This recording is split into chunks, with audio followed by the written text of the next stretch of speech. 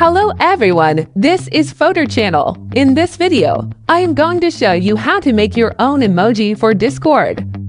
Emojis are a huge part of communication in Discord, allowing you to express your feelings with fellow Discordians. As you can see in our server, we have a ton of emojis for you to use. However, it's also nice to have your custom emojis. For example, the photo logo heart over here. It's pretty cool. In this video, I will teach you how to make custom emojis for Discord.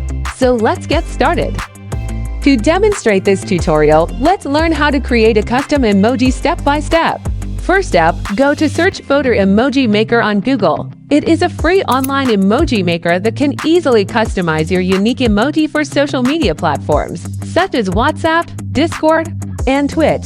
Click the Make Custom Emoji Now button, and you will enter the graphic design interface.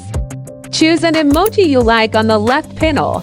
Then click the Resize button to change the canvas of your elements. Here I will go for 500 × 500 because most of the emojis are square.